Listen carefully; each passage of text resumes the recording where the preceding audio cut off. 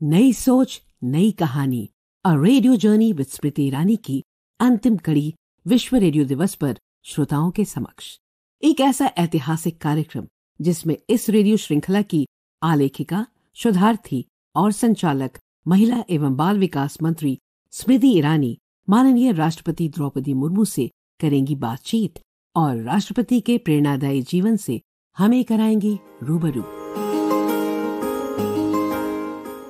नमस्कार मैम। नमस्कार। सर्वप्रथम मैं प्रसार भारती, दूरदर्शन और ऑल इंडिया रेडियो की ओर से आपका आभार व्यक्त करना चाहती हूँ कि आपने अपने बहुमूल्य समय से कुछ पल हमें हमारे राष्ट्र को दिए। धन्यवाद। मैम, आप तो आदी हो चुकी हैं इतिहास गढ़ने के लिए, तो आपकी अनुमति से सबसे पहले मैं ये पूछना चाहूँगी, हाल ही में हमारे देश के नागरिकों ने आपको मेट्रो में देखा, तो वो पहला अनुभव मेट्रो में राष्ट्रपति के नाते कैसा रहा आपका? देश के राष्ट्रपति भी देश का नागरिक है। मेट्रो में चढ़ने का इच्छा था, आम आदमी के तरह मैं भी थोड़ा एक्सपीरियंस करूं मेट्रो में कैसे लग रहा है। हजारों लोग मेट्रो में जाकर अपने काम पे जाते हैं। मैं भी देखना चाहती हूँ कि मेट्रो का बनावट कैसा है, क्योंकि अभी जैसे लोगों का पॉपुलेशन बढ़ रहा है, हर मेट्रोपॉलिटन सिटी या ऐसे पॉपुलेटेड सिटीज में मेट्रो की जरूरत होती है, इसलिए लोग इसमें यात्रा कर रहे हैं तो कितने सहूलियत महसूस हो रहा है, उसको मैं फील करना चाहती थी। ये माना जाता है भारत का मेट्रो सिस्टम विश्व का सबसे उत्तम और सबसे बड़ा मेट्रो सिस्टम बहुत ही जल्द बन जाएगा। प्रधानमंत्री मोदी विकसित भारत की बात करते हैं, लेकिन जब आप ऐसे सिस्टम्स को खुद परखती हैं, राष्ट्रपति के नाते भी, नागरिक के नाते भी, तो उस अनुभव को फिर आप क्या सरकार के साथ साझा करती हैं? जरूर, मैं जो भी अनुभव करती हूँ, जो भी फील करती हूँ कि सरकार का जो भी कार्य है बहुत अच्छा है या जो कार्य करना चाहिए, उसके लिए भी मैं कभी कभी उनको सजेस्ट करती हूँ। मैम, हमने देखा कि आपने मेट्रो में अपने यातायात के वक्त स्कूली बच्चों के साथ बातचीत की, तो एक राष्ट्रपति जो एक टीचर रह चुकी है, जब वो नन्ही बच्चियों को देखती है अपने साथ, तो कैसा लगता है? मुझे बहुत अच्छा लगा, क्योंकि बहुत दिनों से मैं छात्रों के साथ मिली नहीं थी। मैं टीचर थी 94 से 97 तक। इसके बाद बच्चों से तो मैं मिलती थी, लेकिन इस तरह बैठ के बातें करना ये मुझे मौका नहीं था। उस दिन मुझे बहुत अच्छा लगा, क्योंकि बच्चे दिल खोल के मेरे साथ बात की, गाना भी गाए और अपने स्टोरी भी बताए। बहुत सारे बच्चे और राइटर्स भी है, कोई पोएट भी है, वो क्या बनना चाहते हैं, बहुत सारा मस्ती भरी बातें हुई। बहुत अच्छा लगा मुझे। बात बच्चों की निकली मैम, तो बचपन आपका जब आप याद करती हैं और आज जिस भव्य भवन में आप हैं, वो यात्रा अगर मैं उसके बारे में चर्चा करूं, तो क्या कभी उस लड़की ने, जो अपने गाँव में पहली लड़की जिसने कक्षा 5 के बाद भी पढ़ाई की, क्या कभी ऐसा सपना देखा था कि राष्ट्र में किसी संवैधानिक पद पर अथवा अपनी परिस्थितियों से जूझते हुए वो एक ऐसे मुकाम पर पहुंचेगी? ये सपना तो नहीं था, क्योंकि मैं एक आम लड़की थी। गांव में जैसे दूसरे लड़के थे, लड़की थी, ऐसे ही मैं भी थी, क्योंकि उनके साथ खेलती थी, भागती थी, दौड़ती थी, स्कूल जाती थी, कभी आम चुराया करती थी, कभी मौका मिलने से किसी के गांव, किसी के घर बारी पे जाके, गार्डन पे जाके गुआभा चुराया करती थी। कभी मौका मिले तो घंटों तो तालाबों में मैं तैरती थी, क्योंकि मैं भी उसी लड़का लड़की जैसा थी जो गाँव में रहते थे। मैं कभी भी सपने भी नहीं देखी थी कि मुझे राष्ट्रपति बनना है, कि मुझे कोई बड़ा ऑफिसर बनना है, क्योंकि उस टाइम कोई सोचते नहीं थे हाँ एक पढ़ाई करने से एक नौकरी करूंगी। ये सोच कैसे विकसित होती है मैम एक ऐसे गांव में या एक ऐसे परिवार में जो आर्थिक संघर्षों से गुजरता है? एक जनजातीय परिवार में, गरीब अंचल में एक लड़की का जन्म होना, और जैसे कि आपने कहा कि आपका उस वक्त का सपना ये कि एक दिन पढ़ लिख कर नौकरी करूंगी, उस ज़माने में तो ये सपना भी बहुत दुर्लभ होता था, बहुत कम लड़कियां ये सपना देखती थी। तो ये सोच आप में कैसे विकसित हुई? क्योंकि मेरे जो दादी थी जमशेदपुर के रहने वाले थी। जमशेदपुर मेरे गांव से 60-70 किलोमीटर दूर, तो क्योंकि जमशेदपुर टाटा के लिए विख्यात है, वहाँ के और लोगों को देखा। खुद पढ़ा लिखा नहीं थी, लेकिन पढ़ाई का क्या मतलब होता है, पढ़ाई करने से लोग कैसे जीते हैं और लोगों को देखा है। तो इसीलिए मुझे कहती थी कि आपको पढ़ना है, क्योंकि अब तुम तो दुनिया में लड़की बनकर आई तो ज़्यादा संघर्ष करना पड़ेगा, इसके लिए तैयार रहना पड़ेगा, पढ़ाई पढ़ना पड़ेगा, फिर पढ़ाई के साथ साथ घर का काम भी सीखना पड़ेगा। पता नहीं तुम्हारे भाग्य में क्या लिखा है, लेकिन संघर्ष तो करना पड़ेगा। तो जब आपको ये बोला जाता था कि आपके भाग्य में संघर्ष है, तब आप क्या पलटकर कुछ जवाब देती थी कि नहीं, मैं संघर्षों को पार कर कर एक दिन कुछ बनूंगी? नहीं, उस जमाने में किसी को जवाब देना शायद नहीं था। मुझे लगता है कि समय के साथ साथ ये चीज़ भी मैं सीख जाऊंगी, और मुझे ये जो कार्य मुझे कठिन लग रहा है अभी, मुझे लगता है एक ना एक दिन मुझे सहज लगेगा और इस काम को भी मैं कर पाऊंगी। तो जो लड़की बचपन में आम चुराया, अमरूद चुराया, उसको कभी क्या डांट पड़ी? बहुत डांट भी पड़ी, पिटाई भी पड़ी। तो आज के ज़माने में लोग कहते हैं कि माँ बाप को अपने बच्चे का दोस्त होना चाहिए। तो अगर माँ बाप अपने बच्चों को इस प्रकार की गतिविधि करते देखें जो बचपन का एक अभिन्न अंग है, तो जैसे कि अंग्रेजी में कहते हैं, ऐसे न्यू एज पेरेंट्स को आप क्या कहना चाहेंगे? कि अनुशासन के लिए थोड़ा डांट तो जरूरी है, लेकिन उस जमाने में 1947 में देश इंडिपेंडेंट हुआ, मैं 58 में आई, मेरा जो सोच भी हमें कोई बातें कर पाई, कोई सोच पाई, मुझे लगता है इंडिपेंडेंट के 20 साल बाद। जिस परिस्थिति था उस टाइम पे तो हम नहीं सोच रहे थे कि डांटना नहीं चाहिए था, लेकिन अभी का जो दुनिया है, अभी का जो सिचुएशन है, बच्चे छोटेपन में ही बड़े हो जाते हैं, उनका मेंटली और मैच्योर हो जाते हैं, ये बहुत सारी चीज़ें उनको पता चल जाता है। इसीलिए अभी प्यार की ज़रूरत होता है। उस टाइम हम हर सिचुएशन को हम झेलते थे, प्यार को भी हम महसूस किया है और डांट को भी मैंने खाई है। जब आप बात करती हैं अपने बचपन की, तो लोगों को अक्सर ये लगता है कि घर में नामकरण जो होता है, वो नाम दिया जाता है घर के किसी बड़े बुजुर्ग के माध्यम से या माता पिता के माध्यम से। मैंने सुना है कि द्रौपदी मुर्मू, आपकी अनुमति से आपका नाम ले रही हूँ, ये नाम आपको अध्यापक ने दिया है स्कूल में, क्या ये सत्य है? सत्य है, क्योंकि हमारे सोसाइटी में पहले लड़की होती है तो दादी का नाम दिया जाता है, फिर बेटा हो जाता है तो उनको दादा का नाम दिया जाता है। एक ऐसा सोच है कि नाम अमर होना चाहिए, इस शरीर खत्म हो जाता है लेकिन नाम रहना चाहिए, नाम कभी खत्म नहीं होना चाहिए। इसीलिए मेरे नाम मेरे दादी का नाम दिया गया। लेकिन उस टाइम जो टीचर थे उनको ये नाम पसंद नहीं आया, उन्होंने बोले ये क्या नाम है? क्या नाम था वो? दुर्गी। अच्छा, तो आपको जो परिवार ने नाम दिया वो दुर्गी है? मुझे घर पे बुलाते थे, मुझे बत्ती, गांव में जो लाइट होते हैं ना उसको बत्ती कहते हैं, बत्ती। तो बत्ती बोलते बोलते वो फिर आस्ते आस्ते मैं पुती हो गई हूँ। इसके नाम उन्होंने बोले दुर्गी का दो रहने दो और लास्ट का पौधी करने दो, चंद्रोपदी हो जाए, क्योंकि टीचर ने दे दिया होगा तो अच्छा ही होगा। मेरे पिताजी ने बोले चलो ठीक है। आपके पिताजी ग्राम पंचायत के सरपंच थे, तो क्या पिता को सरपंच के रूप में देखना, राजनीति और राजनीति में सामाजिक व्यवस्था, क्या आपका पहला परिचय उससे पिताजी के माध्यम से हुआ? नहीं, ऐसे नहीं है, क्योंकि मेरे दादाजी भी अंग्रेज के ज़माने पे प्रधान हुआ करते थे। प्रधान जो होते हैं वो टैक्स कलेक्टर होते। मेरे दादाजी का जो देहांत हुआ, मेरे पिताजी को ज़्यादा एज नहीं हुआ था, 14 साल हुआ था, इसलिए पिताजी को भी प्रधान दिया गया है। प्रधान मीन्स वही टैक्स कलेक्टर। तो प्रधान के बेटी के नाम पे मुझे जानते थे लोग। अंग्रेजी हुकूमत में वो व्यवस्था भारतीय जो हमारी संवैधानिक व्यवस्था है उससे बहुत भिन्न है जी। तो आज जब आप देश के सरपंचों से मिलती हैं जी, आपने अपना अनुभव ग्रामीण अंचल में देखा है जी, आप अलग अलग संवैधानिक पदों पर आसीन रही हैं, तो जब आप वो ग्रास रूट की लोकतांत्रिक इकाई से मिलती हैं तो उनसे क्या आप अपना अनुभव एक्सपीरियंस शेयर करती हैं? ब्रिटिश अमूल के जो ग्राम प्रधान और अभी का सरपंच, ये बहुत डिफरेंस है, क्योंकि अभी वो बहुत इंडिपेंडेंटली जीते हैं, बहुत स्वाधीन, क्योंकि वो इलेक्टेड होते हैं, नॉमिनेटेड नहीं होते हैं जी। और इलेक्टेड होते हैं मीन्स उनके बहुत ताकतवर होते हैं, उनके पास बहुत पावर रहता है और लोगों का वेलफेयर में वो अपना समय देते हैं, इसीलिए ये बहुत इज्जतदार होते हैं। उन टाइम लोगों डरते थे, प्यार नहीं था, क्योंकि ये ब्रिटिश का ये गुमास्ता है, इसीलिए उनको डरते थे। लेकिन अभी वो डर नहीं है। अभी संविधान के हिसाब से पंचायत चलता है और खुद सरपंच भी लोगों के द्वारा चुना जाते हैं, इसीलिए और लोगों के साथ भी वो प्यार से बातें करते।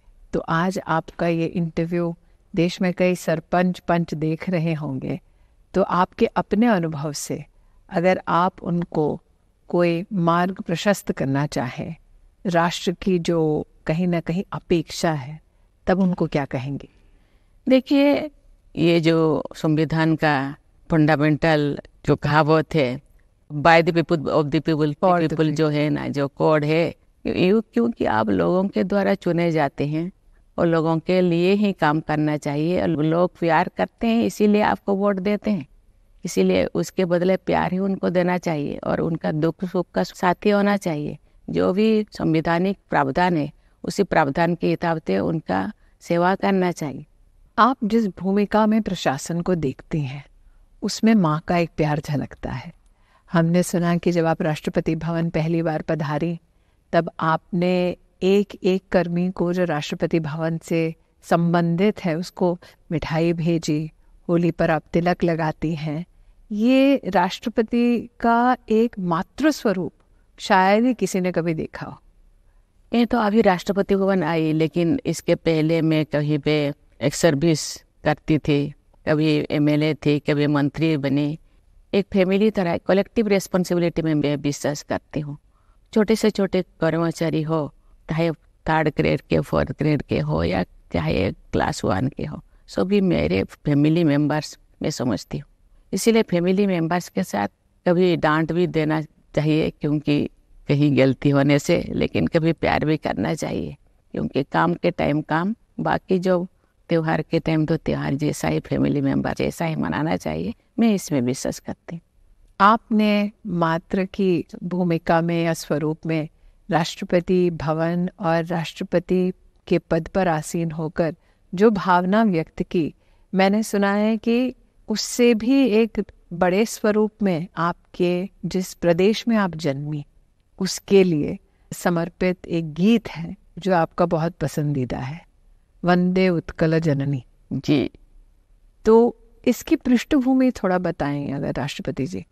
वंदे उत्कल जननी, जैसे कि हम राष्ट्र के गीत है जन गण मन अधि, ऐसे ही के लिए ये एक शुरुआती गीत है।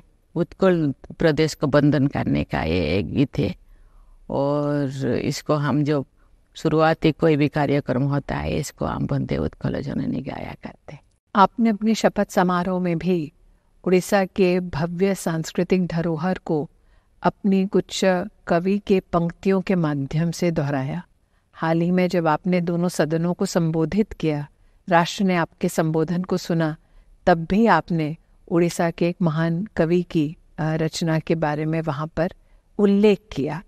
आपकी जितनी जीवन यात्रा रही है, प्रशासनिक ढांचे में या संवैधानिक ढांचे में, उसमें आपके प्रदेश या देश की सांस्कृतिक धरोहर का कितना महत्व रहा है?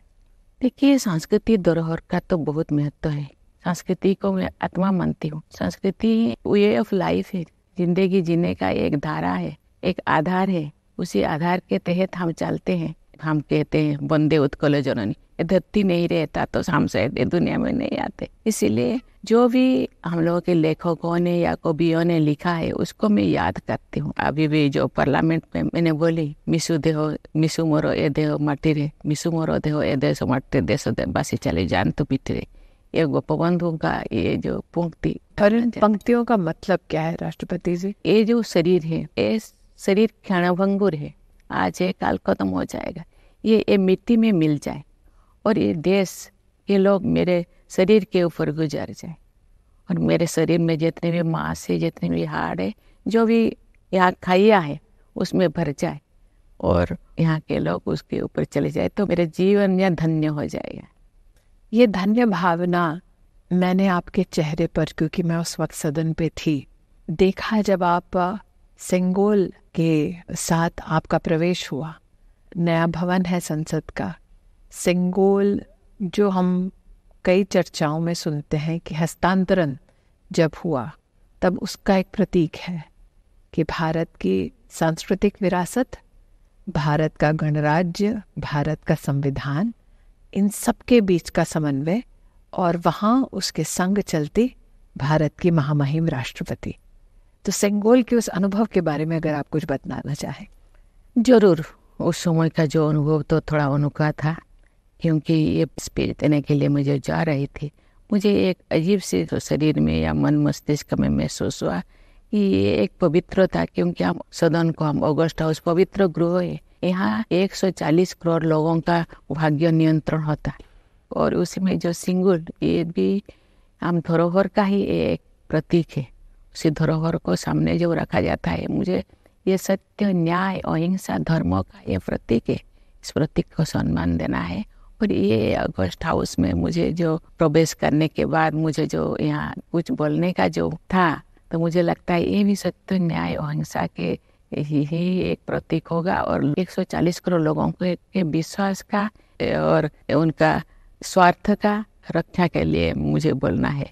इसीलिए मुझे थोड़ा अजीब सा महसूस हो रहा है। राष्ट्रपति महोदय, हमने आपको देखा, आप बग्गी में आई, और बग्गी का राष्ट्रपति भवन के साथ इतिहास अपने आप में अनोखा है। लेकिन जैसे कि मैंने कहा, आपको शायद आदत हो गई अब इतिहास रचने की। मेरी जानकारी में है कि आपने अपनी प्राथमिक शिक्षा अपने गांव में की, फिर माध्यमिक और उच्च शिक्षा के लिए आप भुवनेश्वर आई। आपने अपनी ग्रेजुएशन रमा देवी महिला कॉलेज भुवनेश्वर से पूरी की, और फिर आप गई इरिगेशन डिपार्टमेंट में जूनियर असिस्टेंट बनकर। अगर मेरी जानकारी सही है तो 1979 से 1983 तक। अब जब आप इरिगेशन डिपार्टमेंट के किसी व्यक्ति से मिलती हैं, क्या यादें ताज़ा होती हैं? मैं जब सर्विस में होती तो अभी रिटायर्ड होके 4-5 साल हुआ था। ऐसे ही मेरे जो दोस्त लोग भी अभी तो कोई नहीं होंगे, लेकिन मैंने सुना कि मेरे जो इरिगेशन और पावर डिपार्टमेंट में जो मुझे यहाँ राष्ट्रपति का मैं जब शपथ ली, उस दिन वो मिठाई वहाँ बंटन होता था। तो जूनियर असिस्टेंट के नाते आपने इरिगेशन डिपार्टमेंट में सेवा भी दी। उसके बाद 1994 से लेकर 1997 तक आप श्री अरबिंदो इंटीग्रल स्कूल में रायरंगपुर में आप टीचर भी रही। तो सरकारी व्यवस्था में इरिगेशन डिपार्टमेंट में काम करना और फिर टीचर बन जाना, ये अलग अलग व्यवस्थाओं में आपने अपने आप को कैसे ढाला? कभी कभी ऐसे बहुत सारी चीज़ें आ जाता है, मुझे नौकरी छोड़ना पड़ा। मैं गांव में गई और मेरे हस्बैंड जो बैंक ऑफिसर, उनका ट्रांसफरेबल जॉब था, उनके साथ मुझे घूमना पड़ा। फिर जो बच्चे बड़े हो गए तो मैंने सोचा कि मुझे कहाँ एंगेज होना चाहिए, क्योंकि बच्चे जब स्कूल जाने लगे, मैं टीचर होने के लिए मैंने पसंद किया, क्योंकि ये दो काम में मेरे लिए आया। पढ़ना और पढ़ाना ये बहुत अलग चीज़ है। मेरे से तो मैं टीचर बनूंगी तो मैं खूब एक्सपीरियंस हो जाऊंगी, मैं बच्चों को पढ़ाऊंगी। कहते हैं शिक्षादान एक महादान होता है, शिक्षादान से बड़ा कोई दान नहीं। इसीलिए कोई ऐसे डिफरेंस मुझे, क्योंकि जब आप माइंड मेकअप करते हैं तो कोई भी चीज़ में आप घुस सकते हैं, कोई भी परिस्थिति आए उसी रूप से अपने आप को ढालना चाहिए। तो आपने शिक्षिका के रूप में हिंदी पढ़ाया, उड़िया पढ़ाया, मैथ्स पढ़ाया, ज्योग्राफी पढ़ाया। आज कोई छात्र मिलता है आपको जिसको आपने पढ़ाया? जरूर, वो लोग अभी कहाँ, कोई अमेरिका में, कोई लंदन में है, कोई कहाँ। सब बच्चे अभी अपने अपने जॉब में लगे हैं। वो बच्चे जब आते हैं मुझे नमन करते हैं तो मुझे बहुत अच्छा लगता है। तो जब आप राष्ट्रपति बनी, आपके विद्यार्थियों का क्या रिएक्शन था? विद्यार्थी बहुत खुश है, यहाँ भी आते हैं मिलने के लिए। मुझे आज भी याद है कि जब आपके कैंडिडेचर की घोषणा हुई थी तो आपके प्रदेश में, उड़ीसा में, एक उत्सव का माहौल तो था ही। देश भर में उत्साह था कि पहली बार जनजातीय परिवार से एक महिला को राष्ट्र का इतना बड़ा गौरव, इतना बड़ा सम्मान मिलने वाला है। राष्ट्रपति जी, मुझे ये बताएं कि जब आपने पहली बार सुना कि आपको राष्ट्रपति पद का उम्मीदवार बनाया जा रहा है, मैंने ये सुना है कि आप तो फ़ोन ही नहीं उठा रहे थे। किसी को अपनी साइकिल पर बैठकर आपके पास आना पड़ा और बोलना पड़ा कि फ़ोन उठाइए, शायद आपका कैंडिडेचर अनाउंस हो रहा है। क्या ये सही है? ऐसा ही है, क्योंकि मेरे जो घर जैसा है और कभी कभी टेलीफोन लगता नहीं है। उन दिनों मैं देख रही थी सोशल मीडिया पे, मेरा तो टेलीफोन इतना स्टैंडर्ड का टेलीफोन नहीं था, लेकिन मुझे मेरे बच्चे ने बोले कि माँ तुम्हारा नाम आ रहा है। तो मैं जो गवर्नर थी और रायरंगपुर का ही मेरा एक पीएस वहाँ एक मेडिकल स्टोर में काम कर रहा था, उनको टेलीफोन आए, बोले कि दिल्ली से फ़ोन आ रहा है, आप नहीं उठा रहे हैं। तो भागे भागे आए, हाथ पाँव काँप रहा था। तो दिल्ली से फ़ोन आ रहा है, आप उठा नहीं रहे हैं। मैंने बोले मुझे तो पता नहीं, यहाँ टेलीफोन नहीं लग रहा है। तो जो उन्होंने बोले प्रधानमंत्री जी आपसे बात करना चाहते हैं। तो प्रधानमंत्री जी मुझे क्यों बात करना सकते हैं? नहीं आप उठाइए। तो उन्होंने लगाए वही नंबर पे, दूसरे तरफ से मैंने प्रधानमंत्री जी का आवाज़ मैंने सुना। तो फिर उन्होंने बोले द्रौपदी जी आपको ये हम बनाना चाहते हैं। मैं तो कभी सोची नहीं थी, क्योंकि मेरे पास टाइम भी नहीं था सोचने के लिए मैं क्या जवाब दूं। तो फिर मैंने बोली ठीक है, आप सोच रहे हैं तो आप मेरे ऊपर इतना विश्वास कर रहे हैं तो अब कीजिए। शायद ही किसी ने ये देखा हो मंजर कि राष्ट्रपति पद के लिए एक उम्मीदवार घोषित होता है और वो व्यक्ति अपने गांव के मंदिर में लोगों को मिलता है सेवा देते हुए। मैंने ये भी सुना है कि आसपास के कई गांवों के बड़े बुजुर्ग 80-90 साल के शायद दौड़े दौड़े आपके गांव आए ताकि आपको एक नज़र देख लें। ये भी सुनने में आया कि किसी ने कहा कि एक बार देख लूं, इसके बाद तो लौटोगी नहीं गांव। और सही है कि जो न्यूज़ में आया शायद रात को 9 बजे, तो लोग कहाँ से उसी दिन शायद वो हम मेरे छोटे से शहर में लोग कोई सोए नहीं, सभी लोग मेरे घर के बाहर, घर के अंदर पूरा भीड़ लगा हुआ एक यात्रा जैसे। साथ ही साथ मेरे जो गांव है ना वो झारखंड से ही नज़दीक है, बॉर्डर में है। आधा लोग तो झारखंड से भी चले आए, तो उन्होंने बोले कि आप तो चले जाएंगे तो अभी तो हम आसानी से मिल पाते हैं, शायद ये वाला पोस्ट हमने सुना है आपको देखने को भी नहीं मिलेगा, दूर से ही हम देखेंगे।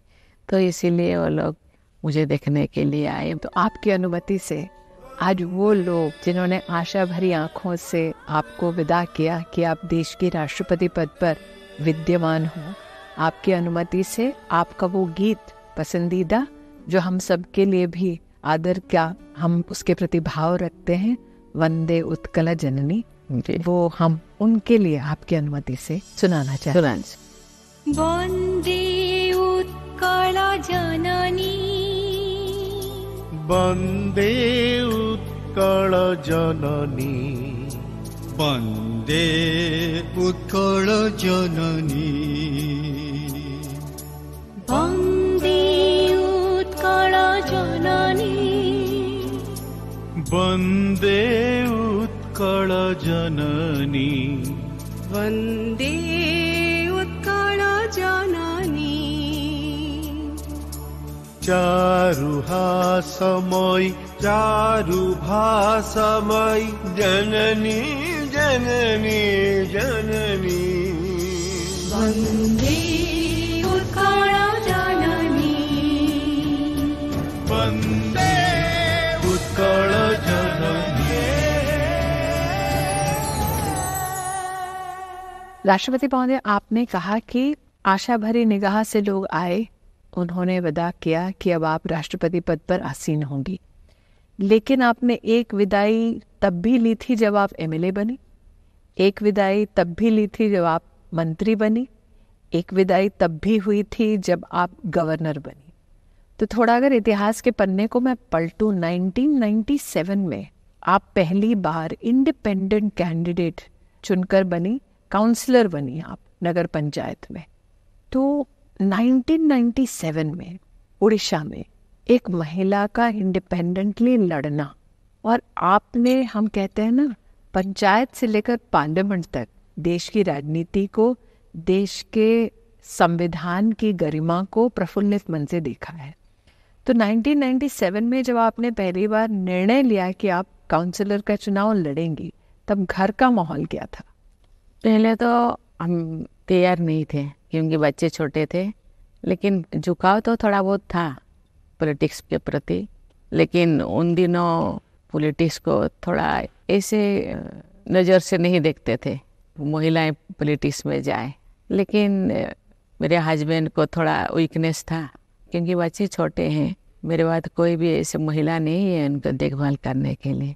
दोनों काम कैसे एक साथ हो सकता है। उन्होंने बोला ना काउंसलर तो आप लड़ेंगे।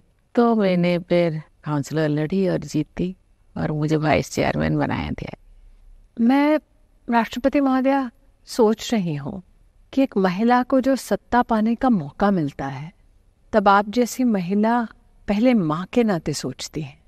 नॉर्मली लोगों का ये मानना है कि सत्ता को पाने के लिए व्यक्ति कुछ भी न्योछावर कर दे, लेकिन आपने माँ के भावना से, करुणा भाव से पहले बच्चों की चिंता की।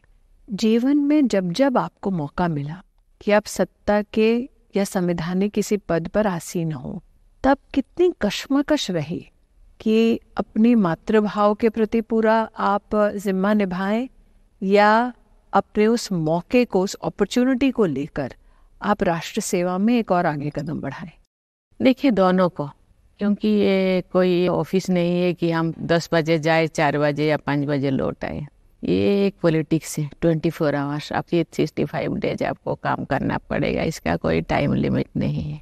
और इसी के साथ आपको फैमिली को भी देखना है। बच्चे जब छोटे हैं, बच्चे कभी इंडिपेंडेंट नहीं हुए हैं, अपने पाँव पे कभी खड़े नहीं हुए, छोटे बच्चे, ये तो बहुत बड़ी रिस्पॉन्सिबिलिटी है। लेकिन आपको फैमिली जो सहयोग करेंगे तो आप ये सब रिस्पॉन्सिबिलिटी आप निभा पाएंगे। मुझे मेरे हस्बैंड ने सहयोग दिए। इवन मैं जो वाइस चेयरमैन बनी थी तो मुझे ना साइकिल चढ़ना आती थी या ना मुझे मोटरसाइकिल या स्कूटी। अब क्या क्या आता है? अभी उन्होंने बोले आपको मैं 4 व्हीलर खरीद के दूंगी। उन्होंने एक लोन किया बैंक का, फिर मारुति 800 सबसे छोटा, तो उन्होंने बोले वही गाड़ी मुझे खरीद के दी। मैंने फिर प्रैक्टिस किया। क्या राष्ट्रपति हमारे देश की गाड़ी चलाना उनके लिए वर्जित है प्रोटोकॉल में? नहीं, वर्जित तो नहीं है, लेकिन बाद में जो मैं मंत्री बनी, मैं गाड़ी चलाने के लिए प्रयास की। उन्होंने बोले नहीं, क्योंकि आपका रिस्पॉन्सिबिलिटी ज़्यादा हो गया, बहुत सारे सोच दिमाग में आप ले कर के घूम रही हो, इसीलिए उसको छोड़ो। तो आप काउंसलर से फिर बनी विधायक। साल 2000 में आपने अपना चुनाव विधायक के नाते जीता और रायरंगपुर को आपने विधानसभा में प्रतिनिधि के नाते आपने सेवा दी। आप MOS इंडिपेंडेंट चार्ज बनी, कॉमर्स में, ट्रांसपोर्टेशन में, फिशरीज में, एनिमल रिसोर्सेज डेवलपमेंट में। ये विविध जब आपको मौके मिले मंत्री के नाते, तो आपकी एक अध्ययनशील नेचर है, तो कितना समय आप फिर अध्ययन में बिताती थी?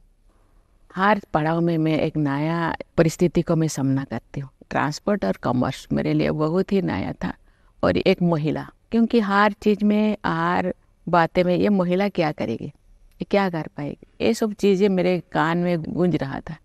क्योंकि ऐसे कोई मुझे ना बोले कि ये कुछ नहीं कर पाएगी। तो मैंने ठान ली कि हर महीने मैं रिव्यू करती थी, बताती थी, उनसे मैंने सीखा क्या करने से। क्योंकि जनरली ट्रांसपोर्ट में एक इनकम जनरेटिंग डिपार्टमेंट है, ये कोई विकास के लिए इनकम जनरेट कैसे आपका कलेक्शन बढ़ेगा, ये एक डिपार्टमेंट था। तो कैसे में एक फेयर वे में इसका इनकम को हम बढ़ा सकें डिपार्टमेंट का, और डिपार्टमेंट का भी इसको बढ़ाने के लिए क्या क्या कदम उठाने से ये बढ़ेगा, तो मैं रिव्यू करती थी। तो उस टाइम हम लोगों का 30 डिस्ट्रिक्ट था, लेकिन 18 RTO ऑफिस था। RTO ऑफिस को मैं 30 कर दिया, और चेक गेट में से भी उस टाइम कलेक्शन होता था, और चेक गेट भी 18 था, उसको मैं 23 कर दिया। अरे बहुत सारे सीपेज लीकेज को मैं खुद रात अभी आपके पास एग्जाम्पल हो सकता है, ये ओसिनी वैष्णव जी उस टाइम कलेक्टर थे। कभी कभी कलेक्टर के साथ जाके हम रेड करते थे रात भर जाके। इसीलिए बहुत अच्छा मुझे एक्सपीरियंस मिला, और मुझे बहुत ही जो अप्रिसिएशन मिला मुख्यमंत्री के साथ, मुझे काम करने का जुनून आ गया। ये जो अच्छा शाबाशी मिला। शाबाशी तो इस बात की भी मिली कि आपको उड़ीसा की विधानसभा में सर्वश्रेष्ठ विधायक का भी सम्मान मिला साल 2007 में। तो जब इतनी मेहनत, इतने अध्ययन के बाद अपनी विधानसभा में सर्वश्रेष्ठ विधायक का सम्मान मिलता है, तब कैसा लगता है? मुझे श्रेष्ठ विधायक का सम्मान मिलेगा ये सोच तो मेरा नहीं था, लेकिन हाँ, क्योंकि मैं जब सेकेंड टाइम जीती तो मुझे मंत्री पद नहीं मिला, तो मुझे मौका मिला कि हर क्वेश्चन में पार्टिसिपेट करने का, और हर संवैधानिक हर बिजनेस में मैं पार्टिसिपेट करती थी। और 147 जो मेंबर्स से मुझे चुना गया, इसीलिए मैं धन्यवाद देना चाहती हूँ। कभी भी एक ट्राइबल महिला को ये सम्मान दिया गया। मैं प्रयास की थी कि एक दिन भी मैं छुट्टी नहीं करती थी, मैं सीखती थी, क्योंकि मुझे सिखाने के लिए कोई आजू बाजू कोई नहीं थे। मैं खुद सीखती थी, मैं जानना चाहती, मैं सभी डिबेट लोगों का मैं सुनती थी। आप उद्योग मंत्री के नाते भी प्रदेश की सेवा दे चुकी हैं। जब आज आप मेक इन इंडिया, आत्मनिर्भर Bharat, one district one product, प्रधानमंत्री जी के ऐसे प्रयोग नहीं कहना चाहिए, ऐसे सहयोग के लिए राष्ट्र के प्रति, ऐसी पॉलिसी के लिए जब वो मेहनत करते हैं, तो जो वर्तमान में राष्ट्रपति हैं लेकिन जिन्होंने स्थानीय उद्योग को बहुत करीब से ग्रास रूट में देखा है, तब आत्मनिर्भर भारत के स्वप्नों को साकार करने के लिए ये जो यात्रा है, इसके बारे में क्या कहना चाहेंगे? देखिए, ये बहुत अच्छा प्रयास है। केवल गवर्नमेंट वेलफेयर सोचने से नहीं होगा। हर पर्सन, जितने भी व्यक्ति अपने आप जो इंडिपेंडेंटली आगे जाने के लिए नहीं सोचेंगे तो फिर देश आगे नहीं बढ़ेगा। इसीलिए गवर्नमेंट अपने सहयोग दे रहे हैं, लेकिन खुद को भी उसी हिसाब से ढालना पड़ेगा, प्रयास करना पड़ेगा। इसीलिए वो जो कहते हैं सबका प्रयास, सबका विश्वास, ये विश्वास गवर्नमेंट के ऊपर करना चाहिए और खुद भी प्रयास करना। और लोग जो प्रयास करते हैं, आत्मनिर्भर बनते हैं, वो केवल खुद के लिए नहीं, अपने परिवार के लिए नहीं, ये भी इनडायरेक्टली भारत का ही सहयोग होता है, भारत का आर्थिक विकास होता है, भारत का सामाजिक विकास होता है। आपने अपने उद्बोधन में दोनों सदनों को अवगत कराया, राष्ट्र को अवगत कराया। 30 करोड़ महिलाओं को जो मुद्रा लोन मिला है, तो जैसे कि आपने कहा कि जब आप विधानसभा में आ रही थी तो लोगों ने कहा महिला ये क्या कर लेगी। जब साधारण परिवार की महिलाओं को मुद्रा लोन लेते आप देखती हैं, या स्वनिधि के माध्यम से रेहड़ी पटरी वाले जो व्यवस्था में महिलाएं काम करती हैं, उनकी प्रतिभा के बारे में, उनके संघर्ष के बारे में आप क्या कहना चाहेंगे? देखिए, महिला और पुरुष, ये तो मनुष्यों का ये जो अलग अलग भाव में रूप में देखना, ये गलत। क्योंकि भगवान जो महिला और पुरुष दोनों को बनाए हैं केवल शरीर आराग है, लेकिन मानसिक रूप से और आत्मिक रूप से और दोनों सशक्त हैं। उनके अंदर भी आत्मिक शक्ति है, मानसिक शक्ति भी है, और उनको थोड़ा सा सहयोग जो मिल जाता है, मुद्रा लोन के रूप में भी हो या कोई अप्रिसिएशन के रूप में हो, उनके अंदर जो ये और ज़्यादा उनको सशक्त होने का ज़्यादा जागृति आ जाता है और आगे बढ़ने के लिए प्रयास करते हैं। ये बहुत अच्छा प्रयास है। इसके लिए अभी जो इतने सारे महिला सशक्त हो रहे हैं, और कभी कभी मैं यूनिवर्सिटी में जाती हूँ, कॉलेज में जाती हूँ, हम देखते थे कि महिलाएं एक छात्रा या 2 या 3 छात्रा मात्र फर्स्ट क्लास जाते थे। अभी 75%, 70%, 65%, जितने गोल्ड मेडलिस्ट में 65% महिला, 70% महिला, मैं देख के बहुत खुश हो जाती हूँ। और अपने आप को वो दिखाना चाहते हैं कि यस, हमें भी दम है, हम कुछ कर सकते हैं। 26 जनवरी की परेड में भी देखिए, जब आप सल्यूट स्वीकार कर रही थी देश के उन प्रतिभाशाली यूनिफॉर्म्ड सर्विसेज पर्सनल के, जिन्होंने राष्ट्रपति जी आपके सानिध्य में देश को महिला शक्ति का एक अनोखा परिचय दिया।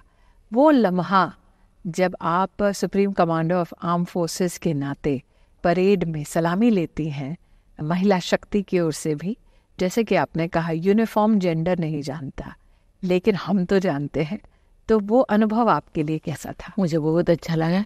महिलाएं पहले भी सशक्त है, अभी भी है, आगे भी रहेंगे, लेकिन अपॉर्चुनिटी उनको नहीं दिया जाता था। अभी अपॉर्चुनिटी मिला है, आज इतना मिला है, कल मुझे लगता है कोई भी ऐसे बार न होगा, कोई भी ऐसे दीवार ना हो, कोई भी ऐसे भेदभाव ना होगा। मुझे लगता है ये 100% महिलाएं आगे बढ़ेंगे। आप इसका भविष्य की अपनी शुरुआत की थी, तब महिला का राजनीति में होना एक दुर्लभ दृश्य होता था। आपने जब काउंसलर का चुनाव लड़ा इंडिपेंडेंटली, वो भी एक दुर्लभ दृश्य होता था। आप जब उद्योग मंत्री बने, वो भी एक दुर्लभ पोर्टफोलियो था महिलाओं के लिए उस वक्त का। फिर आपने लोकसभा का चुनाव भी लड़ा। काउंसलर से लेकर लोकसभा के चुनाव तक हर पड़ाव बढ़ता ही गया, स्वरूप बढ़ता गया आपकी चुनौतियों का। तो जिसने काउंसलर से चुनाव की शुरुआत की, जब वो महिला लोकसभा का चुनाव लड़ती है, उसमें क्या फर्क था? उस तैयारी में, उस आत्मबल में और उस एम्बिशन में? आत्मबल में, एम्बिशन में कोई भी फर्क नहीं था, लेकिन मौका देना चाहिए। आप मौका ही नहीं देंगे तो फिर वो आगे कैसे बढ़ेगा?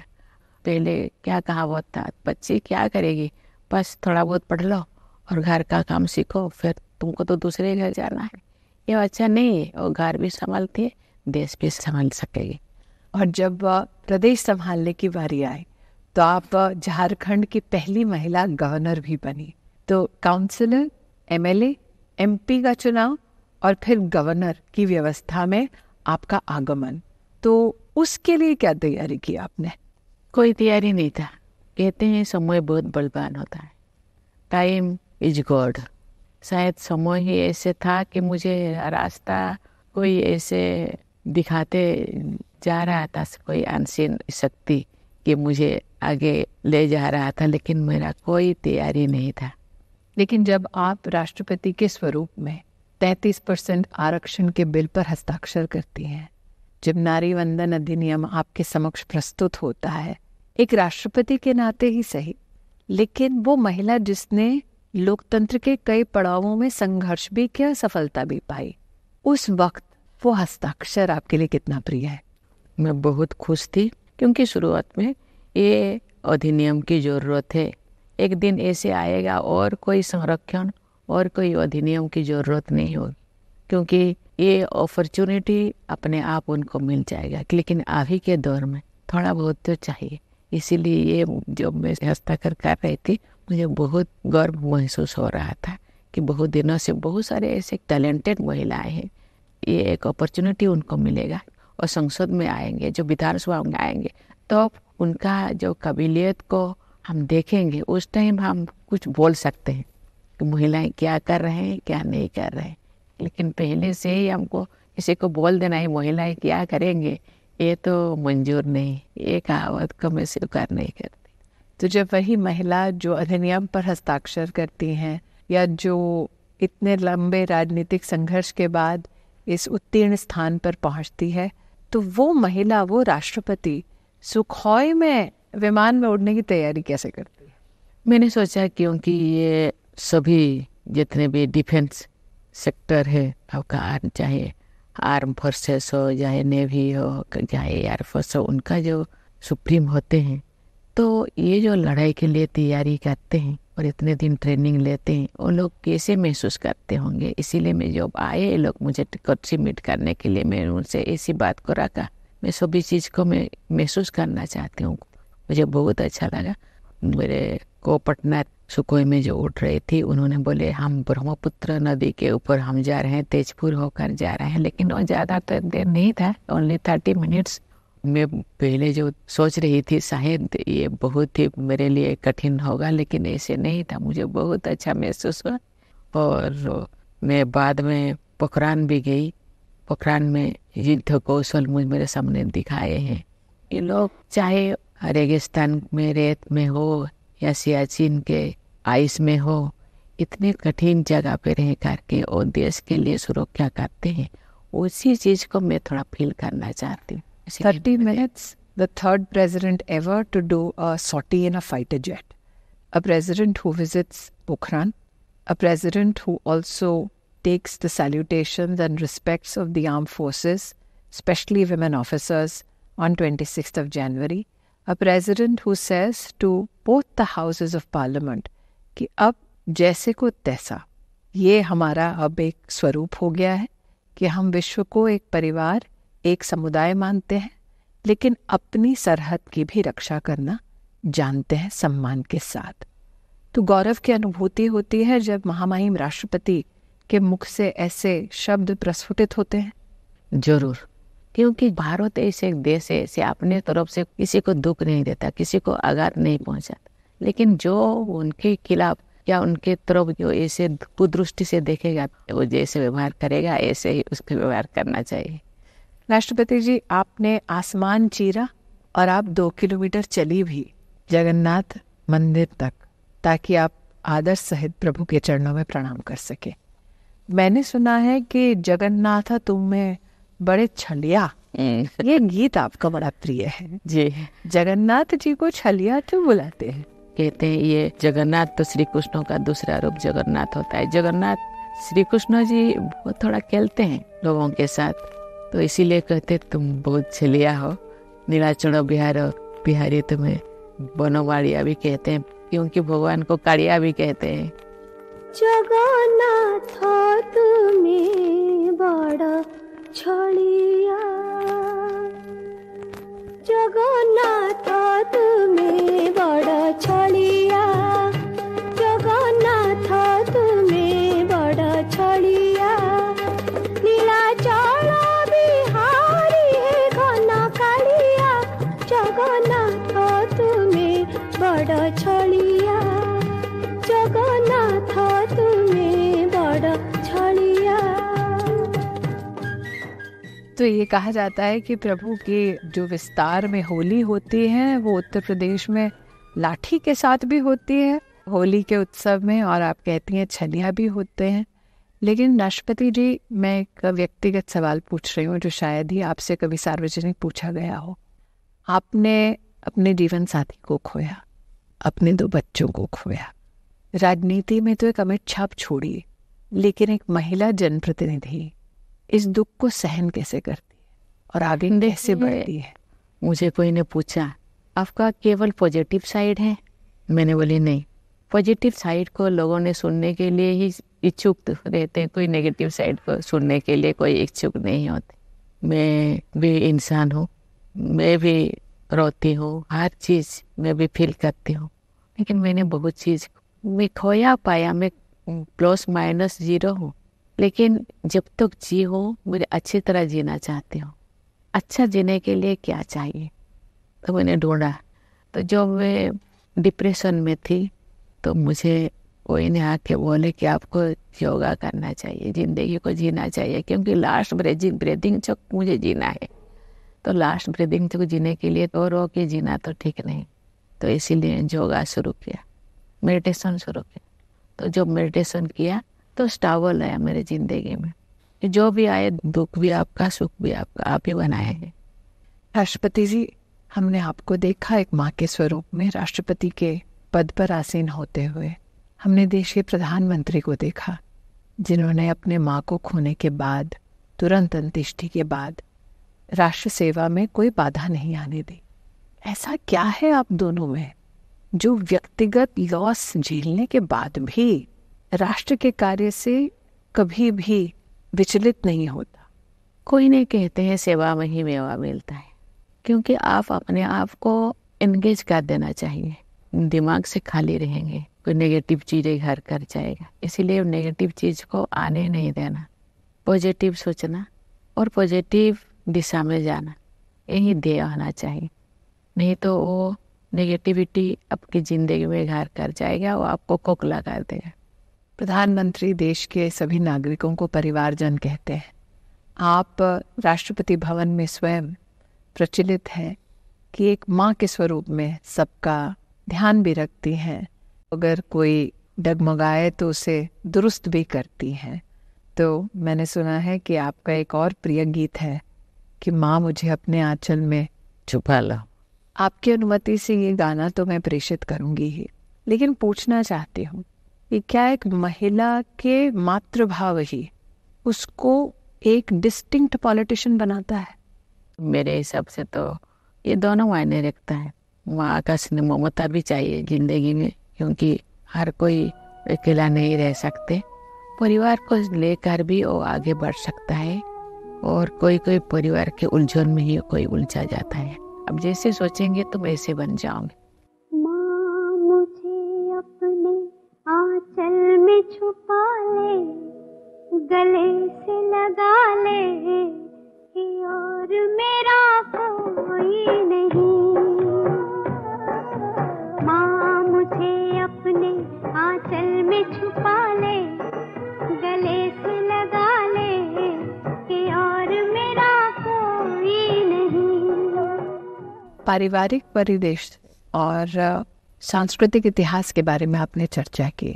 जब भारत को G20 की अध्यक्षता का मौका मिला तो हमने निश्चित रूप से आर्थिक व्यवस्थाओं की चर्चा की, लेकिन हमने विश्व को एक कुटुंब के दृष्टिकोण से देखा और भारत की उस अध्यक्षता का पारिवारिक स्वरूप के कहीं भी कॉन्फ्लिक्ट ना हो, कोलैबोरेशन हो, ये G20 के इतिहास में हमारा एक योगदान रहा। तो भारत की अध्यक्षता को G20 के दृष्टिकोण से आप किस दृष्टि से देखते हैं? G20 का जो थीम था, एक पृथ्वी, एक परिवार और एक फ्यूचर, क्योंकि भारत एक अकेला नहीं जी सकता। पृथ्वी के जितने भी देश है, परिवार जैसा व्यवहार करेंगे तो आप शांति में रहेंगे, क्योंकि अहिंसा और शांति में भारत विश्वास करते। इसलिए ये जो थीम बहुत मायने रखता है। भारत विविधता के देश है, अलग जाति, अलग भाषा, अलग धर्म, अलग पहनावा, अलग खान पीन। ये जो G20 हुआ, ये इतने 100 से ज़्यादा शहरों को चुना गया है और उसी शहर में दुनिया के लोगों को वहाँ जाके मीटिंग करवाए, कॉन्फ्रेंस करवाई और वहाँ के लोगों को भी उनके साथ मिलने के लिए मौका दिया गया है। वहाँ का थीम को भी लिया गया है, चाहे वो कश्मीर हो या चाहे नॉर्थ ईस्ट हो। ये एक बहुत बड़ी चीज़ है। ये केवल टूरिज्म के लिए नहीं है। भारत एक विशाल हृदय का देश है और ये महिलाओं को भी जैसे केवल वुमेन डेवलपमेंट नहीं, वुमेन लेड डेवलपमेंट के बारे में दुनिया को बताने के लिए प्रयास किया गया और अफ्रीकन यूनियन को भी उसको शामिल किया गया परमानेंट मेंबर के रूप में। बहुत सारे चीज़ें भारत जी की एक्चुअली वो केवल वही बोलने का जो थीम नहीं रहा, प्रैक्टिकल में दुनिया देखा एक विशाल हृदय भारत। और गांधी जी का केवल अहिंसा सत्ता के देश नहीं था, ये भी ये बहुत ही बड़ा मैसेज। ये भारत के प्रति लोगों का सोच, भारत के प्रति लोगों का सम्मान ये बढ़ा हुआ है और आज लोग भारत को देख रहे हैं, चाहे वो साइंस, टेक्नोलॉजी, हर चीज़ में। जब आप राष्ट्रपति के स्वरूप में विदेश यात्रा पर रहते हैं अथवा जब आप राष्ट्रपति भवन में कई वैश्विक नेताओं को आमंत्रित करती हैं भोज के लिए अथवा वार्ता के लिए, अब भारत के बारे में अब ऐसी क्या चर्चा आप अंतर्राष्ट्रीय स्तर पर सुनती हैं अथवा अनुभव करते हैं? देखिए, ये तो हर कोई भारत को तो अप्रिशिएट करते हैं, क्योंकि ये आके प्रेसिडेंट से मिलते हैं, वाइस प्रेसिडेंट से मिलते हैं, प्रधानमंत्री से मिलते हैं, बहुत सारे एक्सटर्नल अफेयर्स, बहुत सारे बिजनेस कम्युनिटी से मिलते हैं, क्योंकि सभी को जो मिलते हैं और आके मुझे बोलते हैं कि नहीं ये लोग सब मिले, हम लोगों को बहुत अच्छा लगा, सबको प्रशंसा करते हैं। और इसीलिए मैं उनको कहती हूँ भारत वसुधैव कुटुंबकम विश्वास करते, क्योंकि कभी कोविड-19 में जैसे भारत ने सबों का ख्याल रखा, बच्चे भी वहाँ फंसे हुए थे, जब युद्धों में दूसरे देश का बच्चे भी फंसे हुए थे, उनको भी सहारा दिया। इसीलिए मैं उनको कहती हूँ आप अपना जो भी मुद्दा है आप भारत के साथ शेयर कीजिए, अपना बंधुता को निभाने के लिए हम प्रयास करेंगे। एक तरफ आप भारत का ये विराट स्वरूप, इसके बारे में चर्चा भी करती हैं, इसके प्रतिनिधि भी आप हैं, दूसरी ओर प्रधानमंत्री जनमन जैसा जब कार्यक्रम आता है, क्योंकि आप आदिवासी अंचल में पली बढ़ी, आपने संघर्ष आदिवासी समुदाय के लिए भी किया, राष्ट्र में कई विषयों पर आपकी विशेष योगदान रहा है। लेकिन जो सबसे वल्नरेबल ट्राइब्स हैं, जिनकी जनसंख्या शायद 25 से 30 लाख भी नहीं होगी, जब राष्ट्र के प्रधानमंत्री मात्र उनके लिए कोई प्रयास करते हैं तो आपके मन में क्या भावना जागृत होती है? मैं तो प्रधानमंत्री जी को पहले धन्यवाद देना चाहती हूँ। मैं जो गवर्नर थी, मैं भी इतने मुझे जानकारी नहीं था। जब गवर्नर बनी, गवर्नर कॉन्फ्रेंस हुआ, जितने भी ट्राइबल डोमिनेटेड स्टेट का गवर्नर का मुझे कन्वीनर बना गया। उस टाइम मुझे पता चला कि बहुत सारे ऐसे वल्नरेबल कम्युनिटीज है, छोटे छोटे ग्रुप से, वो अभी भी उसी जिंदगी जीते हैं जो 200 साल 100 साल पहले लोग जीते। अभी भी उनके सर के ऊपर छात नहीं, अभी भी उनके शरीर पे कपड़ा नहीं। मैं खुद भी आंखों से मैंने देखा है। तो बहुत दिनों से मेरा मन में था कि उनके लिए ठीक कैसे बेहतर जीत, क्योंकि जैसे नारा है सबका साथ, सबका विकास, सबका प्रयास, सबका विश्वास, क्योंकि सबका विश्वास, सबका साथ होना है तो इनका भी साथ होना चाहिए। मैं जो इसी बात को सामने रखा तो उनको तुरंत उन्होंने उसको एक्सेप्ट किया और उनके लिए एकदम स्वतंत्र मिशन मोड में एक काम शुरू किया। इसीलिए मैं उनको धन्यवाद देना चाहती हूँ, क्योंकि कोई भी पीछे न रह जाए, कोई भी ऐसे छूट न जाए, क्योंकि जो पीछे हैं उनको भी आगे आना है। राष्ट्रपति महोदय, आप न सिर्फ पहली जनजातीय समाज से महिला जो चुनी गई राष्ट्रपति पद की उम्मीदवार के नाते और राष्ट्रपति बनी, बल्कि साथ ही आप हमारे देश की शायद यंगेस्ट प्रेसिडेंट है। मुझे तो पता नहीं, हो सकता है। और ये भी आपका, जैसे कि आपने कहा कि इतिहास है कि भारत स्वतंत्र हुआ, उसके बाद आपका जन्म हुआ। प्रधानमंत्री जी ने सदन में भी कहा कि भारत स्वतंत्र हुआ, उसके बाद आज़ाद भारत में उनका भी जन्म हुआ। जब आप प्रधानमंत्री जी से चर्चा करती हैं, आप दोनों का जीवन संघर्षों वाला जीवन रहा है। आप दोनों का जीवन राष्ट्र को समर्पित और समाज को समर्पित जीवन रहा है। तो निश्चित रूप से जो सुनने वाले हैं या जो दर्शक हैं, उनको ये जिज्ञासा ज़रूर होगी कि दो लोग जो ग्रामीण अंचल से और जीवन में कभी भी उनके गांव के अपने निवासियों ने नहीं सोचा होगा, जब वो लोग अपने गांव लौटते हैं तो मंजर कैसा होता है। मैंने देखा, मुझे आज भी याद है कि जब आप लौटी थी राष्ट्रपति बनने के बाद, भीड़ की भीड़ उमड़ कर आई थी, तो वो गांव आज आपको कैसे याद करता है? अभी राष्ट्रपति बनने के बाद मैं 2 बार गांव गई थी। ऐसे तो व्यवस्था किया गया था, लेकिन मैं घर पे ही रही। घर पे भी भीड़ था, हर भीड़ में ही रही, मुझे वही प्यार मिला। तो एक बात पूछूं, दुर्गी बुलाने वाला कोई गांव में है क्या? नहीं, अभी नहीं है, क्योंकि मैं बड़ी हूँ, सबसे बड़ा हूँ। क्योंकि नाम है नहीं देते, मुझे दीदी बुलाते हैं यार कोई, क्योंकि ये नाम पूरा सब भूल गए हैं, मुझे अभी यही नाम पे चलता है। तो जब आप गांव लौटी, क्या उस मंदिर में गई जहाँ पर आप तब सेवा दे रही थी जब आपका नाम घोषित हुआ? जरूर, क्योंकि और रास्ते में ही है। और जो उसके बाद भी मैं गई थी, वहाँ जाके फिर सेवा की। उसी भक्त को वापस देखा राष्ट्रपति के स्वरूप में। मैं अक्सर सोचती हूँ राष्ट्रपति जी, जब आप मंदिर गई या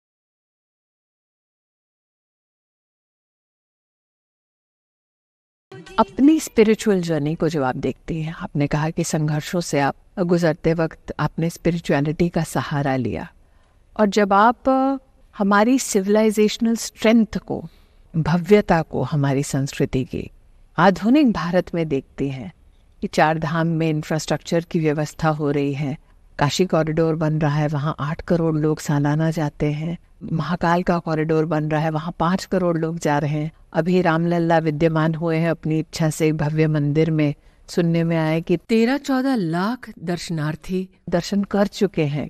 तो संस्कृति की धरोहर, आधुनिक भारत में उसकी भव्यता, और साथ ही एक नागरिक के नाते हम जब चारों धाम जाते हैं, प्रधानमंत्री जी स्वच्छता की बात करते हैं, तो हमारी क्या जिम्मेदारी बनती है अपनी संस्कृति के प्रति, अपने धामों के प्रति? देखिए, वो बहुत अच्छी बात है। जो ये जितने भी धाम बनाया गया था, उन दिनों बनाया गया था, कभी कोई 700 साल पहले, कभी 500 साल पहले, कभी 400 साल पहले। उन दिनों जो जरूरत जो था उस हिसाब से बनाया गया था। मैं इसीलिए स्पिरिचुअलिटी की बातें करती हूँ। कहते हैं ये जो युग होता है, कि कभी कहते हैं सत्य युग, त्रेता युग, द्वापर युग और कली युग। मुझे लगता है जैसे हम वीकली हम चेंज होते हैं, सोमवार मंगलवार बुधवार ऐसे चेंज होता है, ये भी जैसे सीजन चेंज होता है, मुझे लगता है योग भी परिवर्तन होता है। इस परिवर्तन के हिसाब से, लेकिन हम लोगों का जो आस्था और विश्वास कभी परिवर्तन नहीं होता। आस्था विश्वास स्पिरिचुअलिटी है जी, परमात्मा का ये अंश है, तो है, इसीलिए हम लोग का झुकाव तो उस तरफ है ही। एक नेशनल जर्नी, स्पिरिचुअल जर्नी, लेकिन जर्नी का एक आउटकम जिसके लिए हम अभिलाषी हैं एक राष्ट्र के नाते, कि विकसित भारत के एक संकल्प के साथ हम आगे बढ़ें। आपकी कल्पना में वो विकसित भारत क्या है? विकास मीन्स आर्थिक विकास, सामाजिक विकास, शैक्षणिक विकास, स्वास्थ्य के विकास, एक आत्मा का विकास। क्योंकि जो भी विकास भी आप कीजिए, आत्मा का विकास बिना आप संपूर्ण नहीं, आप अधूरा है। तो अगर भारत में किसी को विकसित भारत का एम्बेसडर बनना हो तो उसकी खूबियाँ क्या होनी चाहिए? टेक्नोलॉजी से परिपूर्ण या स्पिरिचुअलिटी की दृष्टि से भी उतना ही समन्वय? ये समन्वय तो होना चाहिए।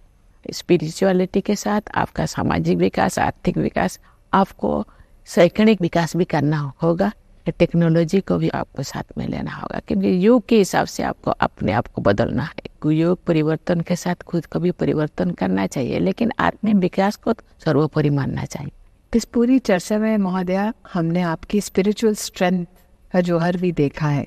कम शब्दों में आपने बहुत कुछ बोला है, लेकिन एक उद्दंडता कर रही हूँ आपसे एक ऐसा प्रश्न पूछ के जिससे शायद हम जैसों को भी थोड़े बहुत इंस्पिरेशन मिले। कैसे जूझना जब आप संबोधित करती हैं भवन में, संसद के, और सामने से चिल्लाहट होती है, अथवा जब आप देखती हैं कि आपके ऊपर कोई कटाक्ष करता है, तो राष्ट्रपति की पद की अपनी एक गरिमा है, लेकिन उस पद पर आसीन वो व्यक्ति उसे कैसे झेलती है, कैसे जूझती है? देखिए, अच्छे चीज को आप ग्रहण कीजिए और खराब चीज को इग्नोर कर दीजिए। आप जो अटेंशन देंगे तो आप जो जरूर आपको मेंटली तो डाइवर्ट करने के लिए प्रयास तो करेंगे, लेकिन कुछ चीज को आपको इग्नोर करना पड़ेगा, कुछ चीज जो आपको लेकर चलना पड़ेगा। एक चीज जिसको मैं इग्नोर नहीं करना चाहती, आप supreme commander of arm forces हैं। आपने हमारे फोर्सेस के जौहर के बारे में बात की, आपने उनकी प्रशंसा की, उनकी ताकत की, उनके कहीं ना कहीं डिसिप्लिन की और उनके योगदान की, लेकिन वो भी हैं जो वेटरन्स कहलाए जाते हैं। आपका एक प्रिय गाना है, ए मेरे वतन के लोगों जरा आंख में भर लो पानी। आज हमारे देश के वेटरन्स को जो 40 साल तक संघर्ष करते रहे 1 रैंक 1 पेंशन के लिए, आज आपके सानिध्य में उनको 1 रैंक 1 पेंशन भी मिलता है। हम उन्हें परेड में भी आपको सलामी देते हुए देखते हैं। हमारे राष्ट्र की युवा पीढ़ी को ऐसे वेटरन्स के प्रति किस भावना के साथ संबोधन करना चाहिए, कृतज्ञता का भाव कैसे व्यक्त करना चाहिए, और हमारे वेटरन्स को अगर आप कोई संदेश देना चाहें? जो लोग देश की सुरक्षा करते हैं उन लोगों को सुरक्षा करने का दायित्व हम लोगों का, इसीलिए गवर्नमेंट ने उनकी बातें सुनी, इसीलिए गवर्नमेंट को मैं धन्यवाद देना चाहती हूँ। और युवा पीढ़ी को मैं बोलना चाहूँगी कि देश के लिए बहुत लोगों ने इस मिट्टी के लिए अपना खून बहाया है। देश है तो हम है, इसीलिए नेशन फर्स्ट को लेकर के आगे बढ़ना चाहिए। मेरे वतन के लोगों जरा आँख में भर लो पानी, जो शहीद हुए हैं उनकी जरा याद करो कुर्बानी। तुम भूल न जाओ उनको, इसलिए सुनो ये कहानी, जो शहीद हुए हैं उनकी जरा याद करो कुर्बानी। आज महामहिम राष्ट्रपति जी, आपने अपना बहुमूल्य समय हमें दिया। राष्ट्र अब भी आपको सुन रहा है। आपने मात्र राष्ट्रपति भवन के सभी कर्मियों को नहीं बल्कि राष्ट्र को परिवार की दृष्टि से देखा है, और आप उसी दृष्टिकोण से सबको संबोधित भी करती हैं। जाने से पहले आपके नागरिक आपका संदेश सुनना चाहेंगे। वर्ष 2024 में एक ऐतिहासिक निर्णय पुनः हमारे पास आएगा, जब हम वोट के माध्यम से राष्ट्र के प्रति अपने दायित्व का निर्वहन करेंगे। आपका आपके नागरिकों के प्रति क्या संदेश है? ये देश हम सबका है, देश के लिए सोचना हम सबका दायित्व है। इसीलिए मैं सबको कहना चाहूँगी, देश को आगे लेने के लिए हम लोगों का सहयोग, हम लोगों का प्रयास और देश को बनाने का दायित्व भी आपका जरूर है। इसीलिए देश को बनाने के लिए जो कुछ चाहिए इसको आप सोच समझ कर आप कदम उठाइए। राष्ट्रपति महोदया, आपने हमें अपना समय दिया। हम इच्छुक हैं कि आपसे और भी बातें करें, लेकिन जानते हैं कि आपका समय बहुमूल्य है। आपके शुभाशीष हमको प्राप्त हुए, उसके लिए मैं देश की ओर से आपका आभार व्यक्त करती हूँ। धन्यवाद। पहली बार आपने देश के राष्ट्रपति के साथ इसी तरह बात की है, इसीलिए आपको मैं धन्यवाद देना चाहती हूँ। नई सोच नई कहानी। विश्व रेडियो दिवस पर इस विशेष प्रसारण में माननीय राष्ट्रपति द्रौपदी मुर्मू से मुलाकात की महिला एवं बाल विकास मंत्री स्मृति ईरानी। इस धारावाहिक के आलेख, परिकल्पना और संचालन का संपूर्ण दायित्व भी उन्होंने ही निभाया। सुनते रहें आपकी अपनी वाणी, आकाशवाणी।